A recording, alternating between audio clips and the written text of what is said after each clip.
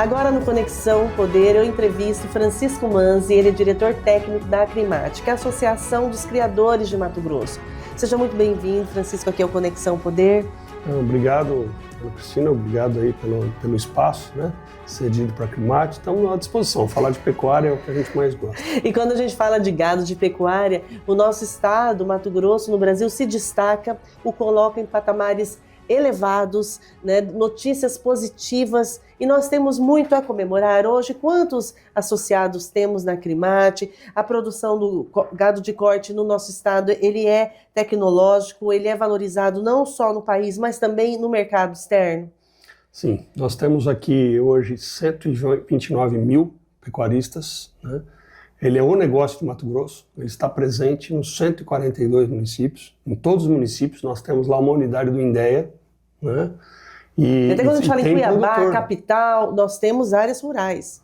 E a grande maioria deles, 72% dos pecuaristas, tem até 250 cabeças. Então são de pequenos produtores, né? 36% tem até 50 cabeças. Então, aquela ideia de que achar que o agro é para grandes, não é. Grandes, né, criadores de gado, milhares de cabeças de gado, não. Nós temos esse nós também. Temos esse que dá, né, esse volume de negócios e de pontuação, mas nós temos uma grande maioria de pequeno e médio pecuarista. E nós temos aí cerca de 4 mil associados, né, não custa nada se associar. Basta que ele tenha uma inscrição estadual como produtor de bovino de corte no Mato Grosso, para que ele possa se associar e nos ajudar, inclusive, a aumentar a nossa voz, aumentar o nosso coro. Mas, mesmo que a gente ainda não tenha atingido um maior número, a gente procura representar todos os pecuaristas de corte do Mato Grosso. E quando você diz esse quantitativo ele é composto por pequeno, médio e grande produtor, ali tem uma representatividade de todos os portes? Sim, toda vez que a gente senta para defender um assento, quer seja aqui dentro mesmo, quer seja municipal, e nós temos aí 26 representantes regionais, então existem pautas que são específicas, às vezes é uma questão de uma ponte de um município que estaria ali ligando com o outro e tal. A gente está defendendo todos os pecuaristas daquele município e também outras pessoas que não são pecuaristas, mas que seriam beneficiados com essa ponte, por exemplo. E também nós temos assentos que a gente pode falar deles, que a gente representa a pecuária do estado, por exemplo, fora do estado. Com direito ao voto, quando a gente diz com assento, direito ao voto é estar em comissões, frentes, vários espaços pelo país de decisão, até mesmo política, para o setor. A Acrimate tem voz e voto nesses espaços? Sim, nós temos aí a Câmara Setorial da Carne, que é um braço técnico, uma antessala do Ministério da Agricultura. De lá, o documento que é assinado ao final da reunião, após a votação, ele é levado para a mesa do Ministro da Agricultura. E como está sendo esse diálogo, Francisco, com o Ministro da Agricultura, que é mato-grossense, que tem essa vivência no estado de Mato Grosso? Não, nós sempre tivemos um diálogo com o Ministério da Agricultura, porque a gente sabe que a maioria do nosso PIB vem do agro como um todo.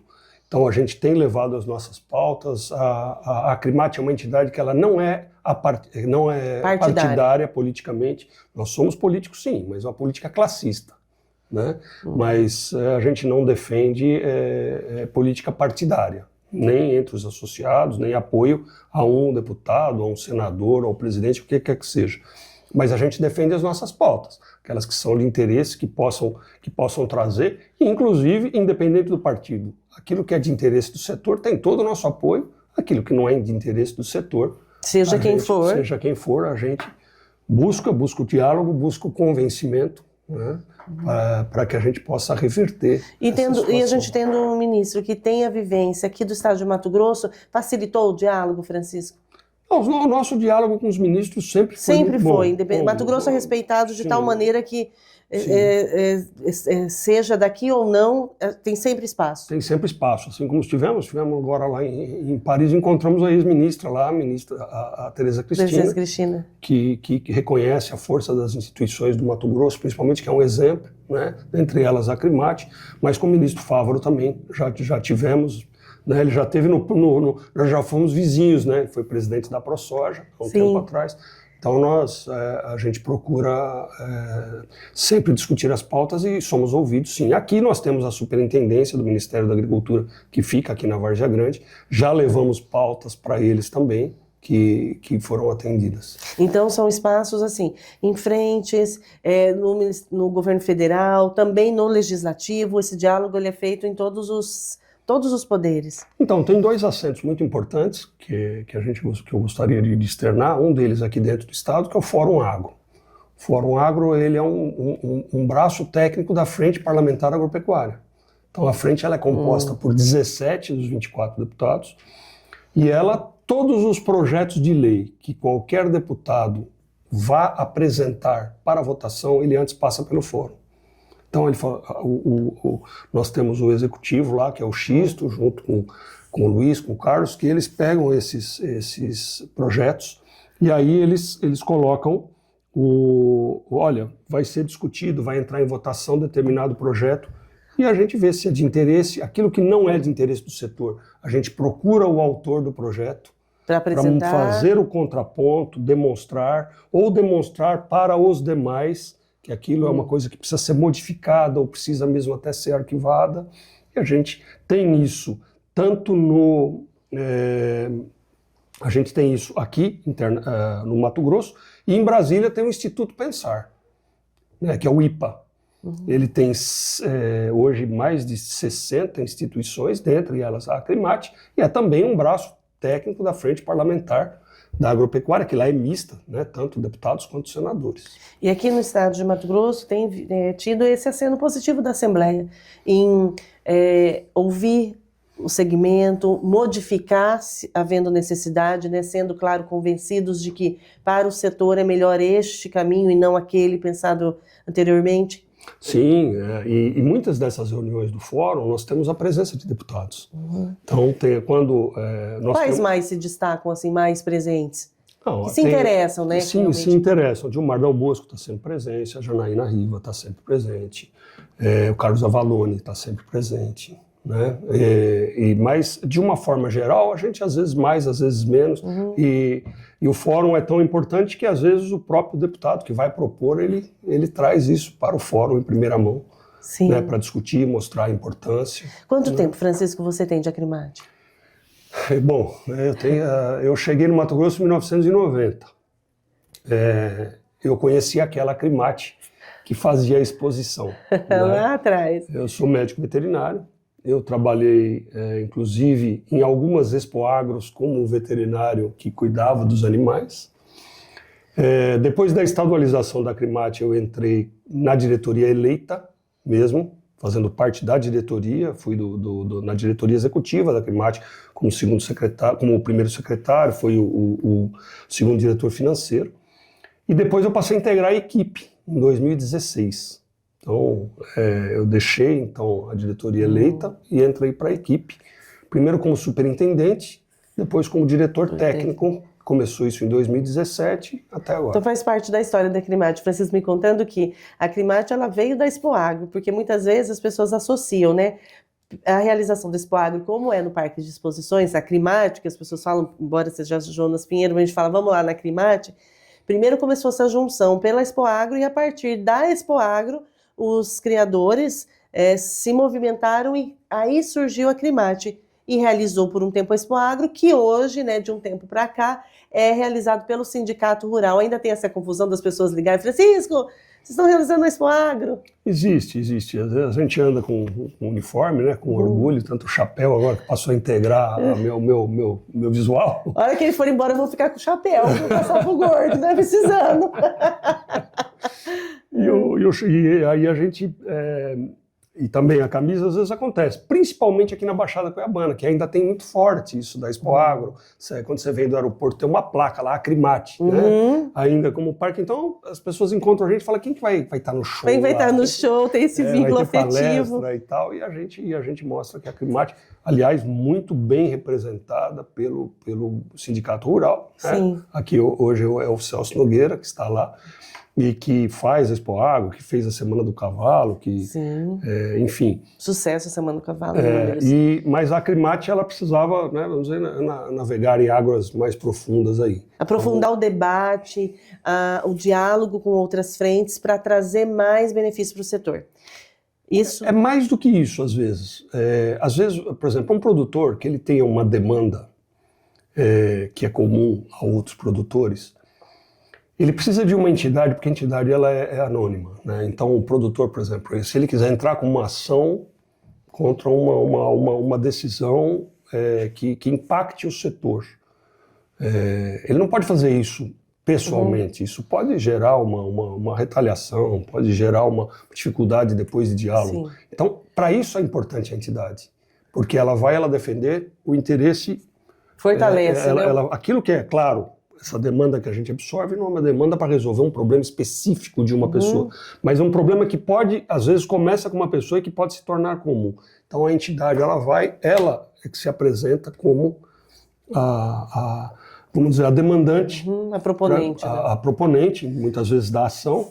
Nós temos uma relação também com a Federação da Agricultura, que ela representa não só os pecuaristas, mas todos os produtores rurais. Então aquelas questões transversais que a gente tem, por exemplo, vou citar um exemplo aqui, a questão ambiental.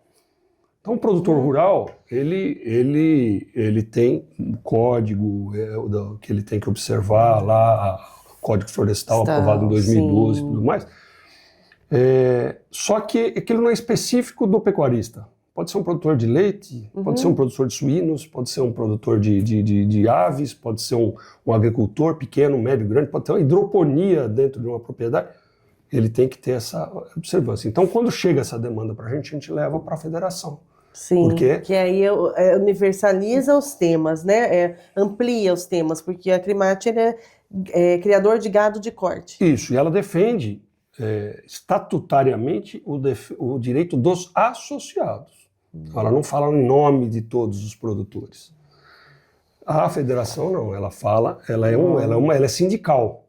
Então ela defende todos os produtores. E nós temos essa relação muito boa com a FAMATO, inclusive o atual vice-presidente da FAMATO, que é o Marildo Merotti, é um pecuarista de Cáceres, que foi vice-presidente da Acrimate, é o nosso representante regional hoje. Então essas ações ligadas à pecuária, nós temos essa conversa muito alinhada. E aí você que tem todo esse tempo dentro de Acrimate, nós tivemos um governador ligado ao agronegócio, foi o Blairo Maggi, né? Então é o segmento do agro. Sim. Né?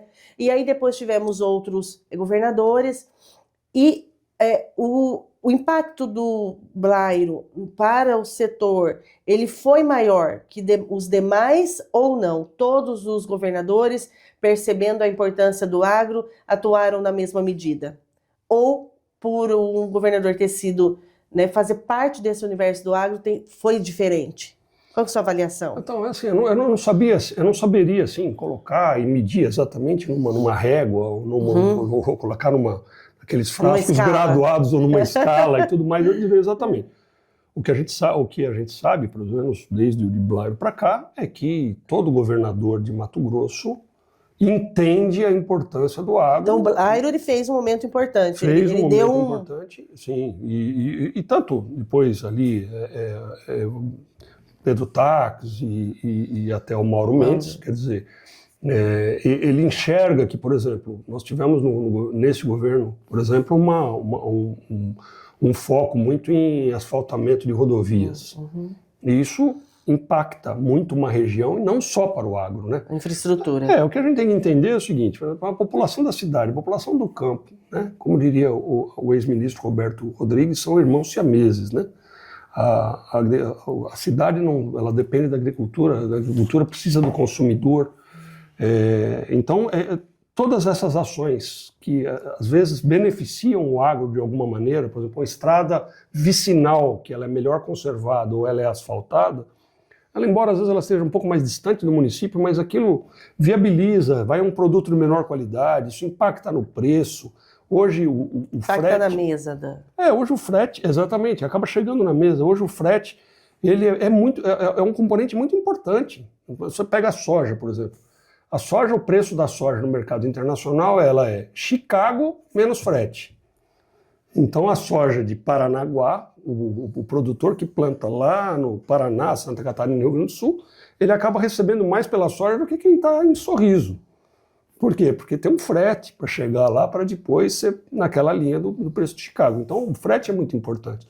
Então tudo que é feito para melhorar essa logística, então a gente defende hidrovia, ferrovias, assim, os Estados Unidos tem 200 mil quilômetros de ferrovias. O Brasil tem menos de 30, tem 8 funcionando, quer dizer, os dois países do mesmo tamanho. Então, isso impacta, prejudica a gente. Toda vez que prejudica o produtor, vai prejudicar o consumidor, que infelizmente é quem vai pagar a conta no final, né? E aí vale lembrar, se me permite um parênteses, que o pecuarista, principalmente, ele é uma atividade meio. Então, às vezes a gente é chamado para dar entrevista, mas por que a carne está tão cara? Exatamente, eu ia perguntar, exatamente, vocês são assim, de uma certa maneira as pessoas acabam, cria o gado, vou perguntar para ele, por que a carne não tem um preço mais acessível, por que está caro, enfim. E o que a gente responde sempre é o seguinte, nós somos uma atividade meio. Então, eu para produzir o boi, eu preciso plantar capim, eu preciso fazer cerca, eu preciso usar o sal mineral, eu preciso vacinar meus animais, eu preciso contratar gente. E para fazer tudo isso, eu tenho que ir nas lojas, eu tenho que ir no mercado perguntar quanto você quer ganhar, quanto você custa isso, quanto que está a vacina, nossa, subiu o sal, é assim. Na hora que a gente vai vender, você liga para a indústria e fala quanto você paga. Então a gente não coloca preço no nosso produto. Ah, mas então é a indústria que reina? Não. Todos os dias de manhã, se eu for vender boi, eu tento vender pelo máximo que eu consigo. Eu ligo para uma indústria, eu ligo para outra, eu ligo para outra. Quem está pagando melhor, quem está em melhor condições, não, eu pago um pouquinho menos, eu te pago à vista e tal. É assim que funciona. E a indústria todo dia levanta de manhã e tenta comprar pelo mínimo que ela consegue. E quem que regula esses dois? Quem regula esses dois é o mercado. Se o mercado lá, se o açougue está comprando, o frigorífico precisa pagar um pouco mais para atendê-lo. Se o mercado não está consumindo, liga para o açougueiro não quer, não, ainda está cheia a minha gôndola e tal. Ele fala, eu não consigo, porque se eu pagar mais para você, eu vou ficar com a carne estocada aqui, eu não consigo levar. Então, agora, é claro que a indústria ela está na mão de muito menos. Né? Nós começamos aqui a conversa falando de 100 e tantos mil. A indústria se mede em menos de 50. Né? Grandes frigoríficos no Mato Grosso são 80% está na mão de 3 ou 4. O lucro maior fica na mão das indústrias? Eu não sei se o lucro exatamente, mas pelo menos o poder de pressão está na mão da indústria, mas ela não define também exatamente quanto ela quer. Se ela pudesse definir, ela ia querer o boi de graça, não é isso? Mas isso é muito importante que a população saiba, que nós somos uma atividade meio. Então, assim, o que acontece quando as pessoas perguntam lá na empresa, mas por que está tão caro? Não sei o que. Eu falei, gente, o nosso trabalho nós estamos fazendo. Se você sair daqui e for hoje em qualquer supermercado, qualquer açougue, carne tem. Né? Se ela está mais alta, ela está mais baixa, o preço, ela tem que ser de um preço que não inviabilize o produtor. Porque se ele inviabilizar o produtor, porque o frigorífico não pergunta para mim quanto custou produzir. Ele só fala, eu posso te pagar hoje X. Se o meu custo de produção foi mais alto do que ela está me pagando, o que vai acontecer num curto espaço? Eu vou sair do mercado. E se muita gente sair do mercado, nós vamos viver escassez de produto. Então, Francisco, a carne, o preço da carne hoje, na ponta, né, você que tem esse conhecimento de toda essa cadeia produtiva, ela está em equilíbrio? Considerando o que o produtor precisa para poder conseguir produzir, considerando os custos da indústria, frete, logística, impostos, está em equilíbrio? Nós temos uma carne em um valor equilibrado? Então, a palavra equilíbrio, eu acho que ela não é exatamente a mais apropriada para nesse momento, porque ela é uma atividade de longo prazo. Então, por exemplo, eu insemino hoje uma vaca, ela vai demorar 10 meses quase para parir, mais de 9, um pouquinho, quase 10 meses para parir, depois mais 8 meses para desmamar e depois mais 20 meses até chegar na indústria. Então, esse bezerro que está sendo, esse sêmen que eu estou utilizando hoje, esse bezerro já mudou o governo, já mudou isso, já teve Ele atravessa. Já veio pandemia, já veio uma opção de coisa. Então, A palavra equilíbrio, ela não existe Não em uma cabe. atividade em longo prazo. Não cabe. Então, o que acontece? Agora, no momento atual, uma arroba de cerca de R$300, ela está remunerando melhor o produtor. Então, essa é uma fase que o produtor ele consegue, ele precisa juntar um pouco de dinheiro, porque lá na frente não vai continuar assim. Oscila, o mercado oscila. E isso influencia, é por isso que nós temos uma coisa chamada ciclo pecuário, que é uma coisa que acontece que não deixa ela ficar estável. Porque, por exemplo, quando o preço do bezerro está mais alto, bezerro, estamos falando do primeiro passo ali, é o criador, que é o maior número de produtores do Mato Grosso. Desses 100 e tantos mil, a grande maioria é de criadores, aquele cara que vende um bezerrinho na desmama. Sim. Quando o bezerro está num valor bastante valorizado, está remunerando e está sobrando um bom dinheiro para o criador, o que ele faz? Ele fala, poxa, se eu puder ter um dinheirinho, eu vou segurar mais uma vaca para poder ter mais um bezerrinho. Então, ele faz uma retenção, a gente chama de retenção de fêmeas. Ele, claro, todo mundo, se você está ganhando bastante num produto que você está vendendo, você tem uma tendência de querer produzir mais. Sim. E o que acontece com essa vaca? Era uma vaca, às vezes, que iria para o frigorífico, e ela não vai. Ela vai ficar mais um ano na fazenda para dar o bezerro. Sim. Aí o que acontece com a indústria? Ela tenta comprar a vaca, ela não consegue. E aí ela tem que pagar um pouco mais pelo boi. Então o preço da arroba sobe. O preço ofertado... O boi é mais caro? O boi é mais caro que a vaca. Na hora da venda, na hora de vender a carne, não. Você não sabe quem é boi e quem é vaca. Mas na hora que ele compra, ele paga um pouco mais pelo boi. Então quem manda no mercado mesmo é a presença da vaca no frigorífico. Quando tem muita vaca no frigorífico, ele paga menos pelo boi. Só que isso não dura indefinidamente, porque o que acontece? Ele começa a produzir muito bezerro, daqui a pouco o bezerro cai de preço. Tudo que fica muito produzido cai de preço. Um jogo de xadrez, gente. Aí o bezerro vai caindo, ele vai caindo de preço, ele vai caindo de preço. O pecuarista fala, puxa, se eu vendesse 50 bezerros que eu produzo, eu não consigo pagar minhas contas. Aí o que eu faço? Eu mando vaca para o frigorífico.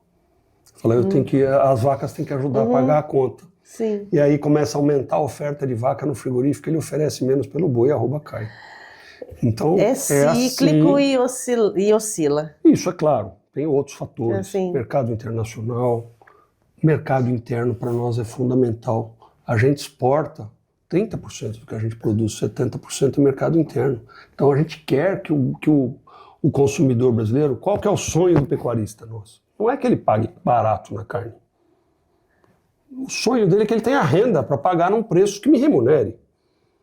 Ele tem que comer e ele tem que... o que você preferiria? Que a carne caísse de 100 para 50 ou que dobrasse o seu salário? Entendeu? Então, assim, isso para nós é importante. Se ele tiver renda, se tiver emprego, ele fala, não, é poder de compra. É poder de compra. Se eu tenho poder de compra num ponto que remunera o criador, que remunera toda a cadeia, a gente consegue atender o mercado interno e ainda exportar, né, que é também um outro mercado muito importante para nós. E nós temos uma notícia, né, recente, que é uma notícia importante, que o Brasil, como zona livre de febre aftosa sem vacinação. Francisco, isso é recente. Antes, Mato Grosso tinha um pequeno recorte aí desse status, zona livre de febre aftosa sem vacinação. E o que isso representa, né? Quais as novas possibilidades para a nossa carne a partir desse status, desse rótulo? Olha, a história da aftosa é uma história longa, né? Foram décadas e décadas e décadas de luta contra a febre aftosa. Eu te falei aqui agora há pouco que eu cheguei no Mato Grosso em 1990, né? Sou de São Paulo. Eu vi febre aftosa e tinha milhares de casos, né? Eu vi febre aftosa aqui na Baixada Cuiabana, a 40 quilômetros da capital. Eu vi febre aftosa dentro do Parque de Exposições de Campo Grande, durante uma feira. E a gente tinha uma batalha muito grande, porque ela é uma doença, ela não transmite para o homem. Existem alguns casos registrados no ser humano, mas assim, é praticamente desprezível, é uma coisa, dá um problema na unha lá, um pouco de afta também, só, não tem assim, registro de morte, acho que nem existe. Mas ela tem um impacto comercial muito grande. Ela tem assim, Se o Brasil tiver fecha de novo... as portas fecha do as Brasil. portas. A gente exporta hoje para mais de 150 países. Se o Brasil tiver um foco de febre aftosa, acabou. Ele vai ficar suspenso de vender até ele resolver o problema. Então, e isso aconteceu na Alemanha ainda no início desse ano, aconteceu na Hungria, está acontecendo no continente africano, em alguns países da Europa. E aí nós viemos, num trabalho a várias mãos, com o Ministério da Agricultura, que organizou as campanhas, as indústrias de vacina, que fizeram vacinas cada vez mais eficientes. Fizemos... E o produtor, né? O produtor, ele que vacinou, ele que comunicava para o INDEA, ele que fazia o reforço quando mandava fazer. E aí a gente já está, o Mato Grosso vai completar 30 anos, sem nenhum foco. Nossa, 30 anos. O Brasil como um todo vai completar 20 anos. Mato Grosso à frente aí, hein? Mato Grosso à frente. Vamos completar 30 e o Brasil 20, tivemos um caso... alguns focos de aftosa no Mato Grosso do Sul em 2005, 5 ou 6, se eu não me engano. E aí nós falamos, nós podemos dar mais esse passo, quer dizer, tem muita gente que não toma mais vacina de Covid, não é? Uhum. Mato Grosso está há 30 anos vacinando, será que compensa continuar vacinando? Tem todo um impacto, todo um custo, tudo mais, e outra, a vacina não está mais protegendo como ela protegia, hoje existem muitos outros sorotipos que não estão presentes na vacina e tal. Uhum. Mas o que isso representa? Representa, a palavra foi muito feliz, é um reconhecimento do Brasil como livre de febre aftosa sem vacinação. Somos reconhecidos pelo trabalho do Ministério, das indústrias e do produtor principalmente. Mercado, tem alguns mercados que exigem essa transparência, porque tinha países que diziam, olha, eu até gostaria de comprar a carne de vocês, mas vocês estão vacinando contra uma doença que vocês falam que não tem. Por quê? Então levantava suspeita, vacinação, um alerta sobre a veracidade disso. Então, por exemplo, nós temos alguns mercados que a gente não conquistou ainda, são poucos. Quais? Por exemplo, o Japão e a Coreia do Sul são quem mais paga pela carne. E eles não compram a carne brasileira, ainda. Com esse status aqui, pode mudar isso, Francisco? A gente acredita que fala, olha, eu estou esvaziando o seu discurso. Tá aqui. Né? Embora ela compre do Uruguai, que vacina. Só que ela alega que lá é um controle diferente, que lá a agulha da vacina é feita oficialmente pelo órgão de defesa, vacina a todos, né? Se bem que eles têm o rebanho do Uruguai, é da região noroeste, Mato Grosso mais ou menos, não é um rebanho pequeno, né? Nós temos 32 milhões de cabeças de gado, o Uruguai tem 11. Mas agora nós estamos falando, os 240 milhões de cabeças de gado no Brasil, estão livres da febre. Não faz, é um livre sem vacinação. Sem vacinação. Isso é absolutamente recente. O título foi recebido, o reconhecimento foi recebido no dia 29 de maio. Agora, semana passada, lá em Paris, onde estavam presentes os delegados de 183 países que ratificaram por unanimidade, tanto o Brasil quanto a Bolívia, como livres de febre aftosa. Então, a preocupação com o gado da Bolívia, que é uma fronteira grande do Mato Grosso, de mais de 700 quilômetros, ela também não procede. E que é muito importante, porque acaba refletindo, né? Porque se você tem na fronteira também esse mesmo status, o Mato Grosso está... Isso. Só que nós ganhamos uma batalha, mas nós não ganhamos a guerra. Qual a próxima batalha, Francisco? A próxima batalha é que agora o Mato Grosso mudou de vacina para uma vigilância mais forte. Hoje nós temos que ser mais eficientes se um caso de febre aftosa aparecer, porque ela é uma doença que se espalha muito rápido. Então, se ela pega um rebanho ainda, vai pegar um rebanho sem vacina, ou um rebanho que vinha de um sorotipo que não era daquele que vacinava, não tinha eficiência. Ou seja, nós estávamos, entre aspas, ali escondidos atrás da vacina, mas a gente não tinha, porque não estava circulante. Se tivesse circulante, teria alguns casos, né? Sim. Eu acho que você conhece uma opção de gente que tomou várias vacinas de Covid e pegou a doença. Não é isso? Mais fraco, mas pegou. Às vezes pegou mais fraco, mas pegou. Como a gripe, vezes, ou pegou como a gripe também, né? Como a vacina da gripe, que é eficaz, ameniza os sintomas, em muitas pessoas protege 100%, mas existe aquele ou outro que, né, no organismo não... E assim também é no animal, né, no bicho. E aí qual é o espaço aqui? Aproveitar o espaço, porque qual é o espaço para o produtor rural? O que o produtor tem que fazer? Qual que é a nova responsabilidade do pecuarista agora? Não é mais vacinar. A responsabilidade dele é outra agora. Agora é outra. Ele tem que conhecer os sintomas da febre aftosa, então o INDEA está divulgando muito isso. Como eu falei, 30 anos sem nenhum caso, os veterinários com menos de 30 anos só estão vendo na literatura, nos livros. E os pecuaristas, que já estão 30 anos, já dá tempo de uma nova geração viu, ele vai estar passando agora o bastão para uma geração que não viu. Então eles precisam conhecer os sintomas. O animal babando, mancando, aftas, lesão nos cascos. Tanto é que o nome da febre aftosa em inglês é doença do pé e da boca. Né? E a aftosa lembra a afta, né? Não sei se tem a ver, exatamente. mas Não, é uma doença vesicular. Então, eles precisam conhecer esses sintomas e ele ter uma relação agora mais estreita com o órgão de defesa. Olha, fui lá na minha fazenda, então os animais estão isolados, eles estão assim. Se é possível que não seja, porque tem muitas outras doenças que têm uma sintomatologia semelhante, mas o INDEA está preparado para coletar o material e se for, vão isolar, fazer um perifoco, então deu aqui, né? Vão ficar aqui tudo sem trânsito nenhum, vai se definir se esses animais serão sacrificados. Né, agilidade em planejamento e fiscalização. Medir em horas e não em dias. Para que se acontecer, a gente não perca o status, a gente vai ter uma suspensão no primeiro momento, mas a gente vai recuperar. A Alemanha já voltou. Já está reconhecida novamente, mesmo com aqueles casos dos 14 búfalos que eles tiveram lá. Então, a nossa preocupação é maior do que a Alemanha, porque o nosso rebanho é muito maior. Muito maior.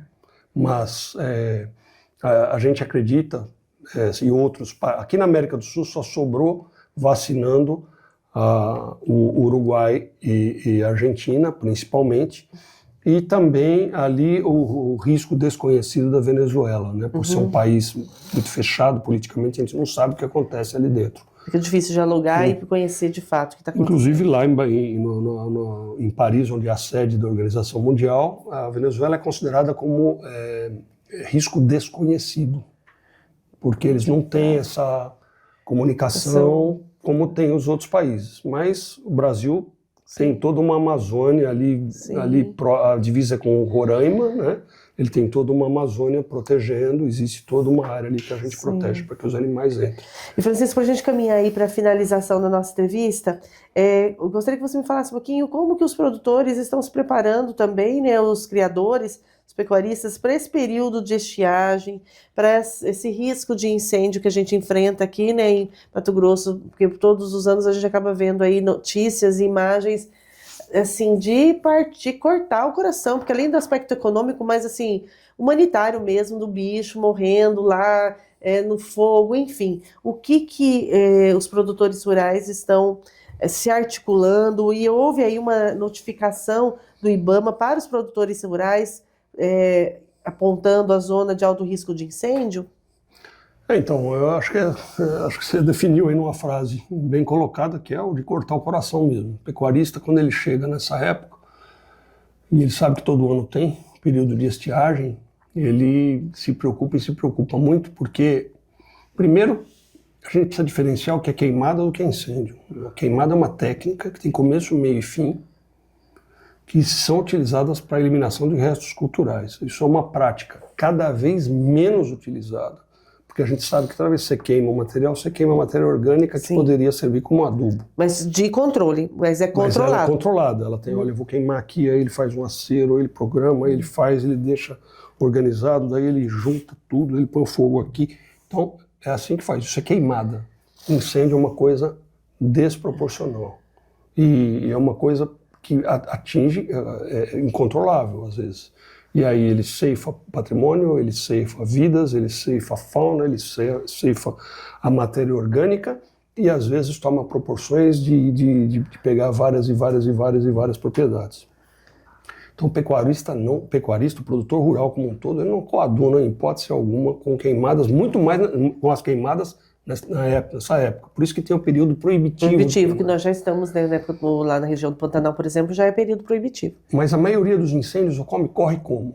Ocorre principalmente nas faixas de domínio, que é aquela faixa de beira estrada, das rodovias. Beira de rodovia, de estrada.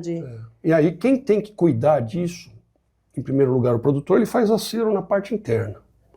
desde que não seja uma área de preservação permanente, porque senão ele gostaria de fazer, mas não pode. Né? Mas isso aqui deveria ser feito, dependendo da rodovia, ou pelo município, ou pelo governo do estado, ou pelo governo federal. Né? E a Acrimate já oficializou, já oficiou, né? Já mandou ofício para todos esses órgãos, para o ICMBio, para o IBAMA, para a SEMA. Acrimate recebeu notificação e já oficiou. E também mandou para as concessionárias das rodovias. Mato Grosso não tem muitas rodovias que foram privatizadas, mas ele tem, ou melhor, que receberam a concessão, mas ele já notificou também, já encaminhou, falou, escuta, vocês precisam controlar, vocês precisam fazer, eles já deveriam ter feito, né? Que é limpar durante a chuva, se precisar queimar aquilo, para que... Ainda não foram feitos. Um carro, na sua percepção, algumas sim, poucas, muito pouco. Menos do que deveria. E ali vem, é um cigarro, um carro com manutenção mal feita, que sai uma faísca, um vidro que joga lá e serve de lupa, um caçador que acaba entrando numa reserva, é um pescador, é alguém que foi tirar mel. Sim, faz uma fogueirinha. Esses são os principais relatos. Nós fizemos um levantamento no ano passado, menos de 1% de todos os incêndios que aconteceram no Mato Grosso foram ocasionados dentro da propriedade. Eles vieram de fora. Eles vieram e o produtor ficou lá, e aí ele tem que fazer uma obrigação que não é dele, se ele compra um caminhão-pipa, o Estado quer que ele avise para todo mundo que ele tem, e aí às vezes ele vai atender um outro e acaba o fogo vindo aqui, ele não tem, mas a gente tem divulgado para que ele se reúna com produtores, que eles formem mutirões, como a gente fala, de funcionários, de pessoas para ajudar a combater. É difícil combater. Às vezes os aceros, que eles falam em 6, em 8, em 10 metros, incêndio, muitas vezes a gente vê ele pula de um lado e do outro de um rio caudaloso. Ele atravessa, vem, o asfalto. Ele atravessa, a gente vê, principalmente essas palmáceas aí, coqueiro, ele levanta queimando assim uma folha e ele desce lá na frente, o vento leva, ele desce lá na frente, começa tudo de novo. Né? A gente participou, inclusive, de brigadas, né? Participando junto com brigadas, palestras com os bombeiros e tudo mais, para que e toda vez é uma preocupação. Eu tenho uma propriedade aqui na Baixada, meu funcionário nessa época não dorme. De agora para frente ele fica. Tem que avançar mais, né? Precisa avançar mais, né, Francisco? Precisa avançar muito. E o poder público, a população como geral, tem que entender que se tem uma coisa que nós não podemos ser responsabilizados é pelos incêndios. Sabe? Porque isso destrói patrimônio, destrói vidas. Em Cáceres morreram funcionários de uma fazenda. Sim. Então destrói vida, patrimônio, máquinas, animais, né? E esse é um dos desafios que a gente encontra aí com a natureza. Francisco, quero agradecer a sua presença. Depois a gente tem muito papo ainda, a gente vai marcar uma outra entrevista, porque tem muito assunto. Esse setor do agro, especialmente da pecuária aqui em Mato Grosso, é um segmento que atrai muita atenção, as pessoas buscam informação, e como é importante a gente estar trazendo, porque se temos um estado próspero economicamente, certamente tem muito a ver com o trabalho dos pecuaristas, né, do produtor, seja qualquer porte. Então, muito obrigada, seja sempre muito bem-vinda aqui no Conexão Poder. Obrigado aí, Ana Cristina, no seu nome aí, agradeço a toda a equipe e agradecer em nome da Acrimate aqui o espaço cedido, estamos sempre à disposição para hora. Se você quiser, estão tão pertinho aqui. Se você gostou dessa entrevista, curte, compartilha e até a próxima. Para lembrar, a vaca não dá leite, né, Francisco? Não, tem que tirar.